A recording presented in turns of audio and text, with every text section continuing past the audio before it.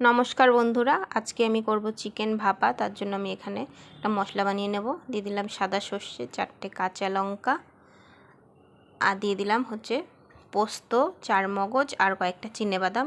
যদি কাজু বাদাম থাকে আপনারা তাহলে কাজু বাদাম দিয়ে দেবেন 4-5টা, তাহলে হবে।